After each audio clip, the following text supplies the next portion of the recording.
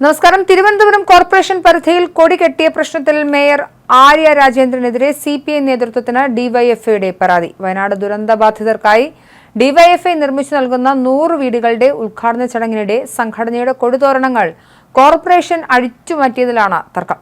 DYFI സംസ്ഥാന committee അംഗം കൂടിയായ ആര്യ രാജേന്ദ്രനെതിരെ ജില്ലാ നേതൃത്വം ഡിവൈഎഫ്ഐ ജില്ലാ സെക്രട്ടറിക്ക് പരാതിയും നൽകി. സെൻട്രൽ സ്റ്റേഡിയത്തിലായിരുന്നു മുഖ്യമന്ത്രി പിണറായി വിജയൻ പങ്കെടുത്ത പരിപാടി. ഇതിന്റെ ഭാഗമായി നഗരവീഥികളിൽ വ്യാപകമായി വെള്ളക്കൊടികൾ നാട്ടിയിരുന്നു. എന്നാൽ ചടങ്ങ് തുടങ്ങും മുൻപേ കോർപ്പറേഷൻ ജീവനക്കാർ എത്തി കൊടികളെല്ലാം അഴിച്ചുമാറ്റി. കോടതി ഉത്തരവിന്റെ പേരിലായിരുന്നു ഈ നടപടി. എന്നാൽ തൊട്ടടുത്തുള്ള കെഎസ്യുവിന്റെയും ബിജെപിയുടെയും കൊടികൾ മാറ്റിയില്ല. തുടർന്ന് ഡിവൈഎഫ്ഐ ജില്ലാ നേതാക്കൾ ആര്യ രാജേന്ദ്രനെ വിളിച്ച് പരാതി പറഞ്ഞു. കോർപ്പറേഷൻ ജീവനക്കാർ കൊടി മാറ്റിയതിൽ തനിക്കൊന്നും ചെയ്യാനില്ലെന്നായിരുന്നു മേയറുടെ മറുപടി. പാളയത്ത് യൂണിവേഴ്സിറ്റി കോളേജിന് സമീപം കൊടികൾ നീക്കിയ ജീവനക്കാരെ എസ്എഫ്ഐ പ്രവർത്തകർ തടഞ്ഞു. കൊടികളെല്ലാം അവർക്ക് നൽകിയ ശേഷം വടികളുമായി ജീവനക്കാർ പോയി. ചടങ്ങിന് മുൻപേ കൊടികൾ നീക്കിയ സംഭവത്തിൽ സിപിഎം ജില്ലാ സെക്രട്ടറി വി ജോയിക്ക് മുന്നിലും പരാതിയെത്തി. ജില്ലാ സെക്രട്ടറി മേയറെ വിളിച്ചപ്പോഴും ജീവനക്കാർ കൊടി നീക്കിയതിൽ താൻ എന്ത് ചെയ്യുമെന്നായിരുന്നു ആര്യയുടെ മറുപടി. നിലവിൽ മേയറും സിപിഎം ജില്ലാ കമ്മിറ്റി അംഗവുമാണ് ആര്യ. ഇതിനൊപ്പം തന്നെ ഉന്നത നേതൃത്വത്തിൽ സ്വാധീനവുമുണ്ട്. അതുപോലെ തന്നെ നടപടികളൊന്നും ഉണ്ടാവില്ല. തിരുവനന്തപുരം മേയർ ആര്യ രാജേന്ദ്രൻ തെറ്റുതിരുത്താൻ പാർട്ടി ഒരു അവസരം കൂടി നൽകാനുള്ള തീരുമാനം കഴിഞ്ഞ വർഷം സിപിഎം എടുത്തിരുന്നു. സിപിഎം ജില്ലാ കമ്മിറ്റി യോഗത്തിലാണ് അന്ന് തീരുമാനമുണ്ടായത്.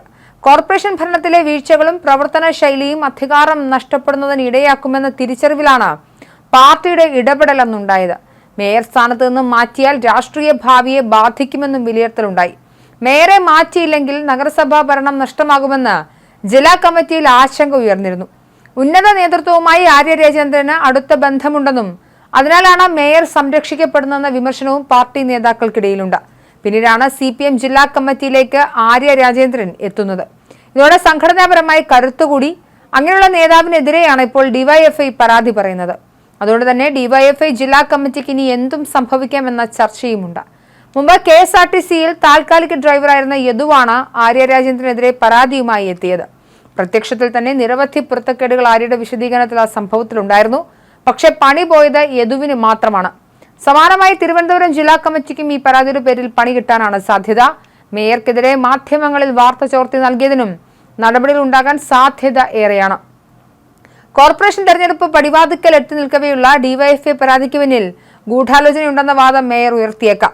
ഹൈക്കോടതിയിൽ നിന്നും വിമർശനം ഉണ്ടാകാതിരിക്കാൻ ചെയ്ത നല്ല കാര്യം വിവാദമാക്കിയെന്ന വിശദീകരണവും ആര്യ നടത്തിയേക്കും. കോർപ്പറേഷൻ ഭരണവും ഭരണ നേതൃത്വത്തിന്റെ പിടിപ്പുകേടും മേയർ ആര്യ രാജേന്ദ്രന്റെ പെരുമാറ്റവും അനിശ്ചിത വിമർശനത്തിന് മുൻപ് വിധേയമായിരുന്നു. KSRTC മേയർ വിവാദത്തിൽ ബസ്സിലെ മെമ്മറി കാർഡ് കിട്ടാത്തത് ഭാഗ്യമായെന്ന് ജില്ലാ കമ്മിറ്റി അംഗം തുറന്നടിച്ചതും ചർച്ചകളിലെത്തി. മേയറും ഭർത്താവ് സച്ചിൻ ദേവ് MLAയും പക്വതയില്ലാതെ പെരുമാറിയെന്നായിരുന്നു അന്ന് വിമർശനം.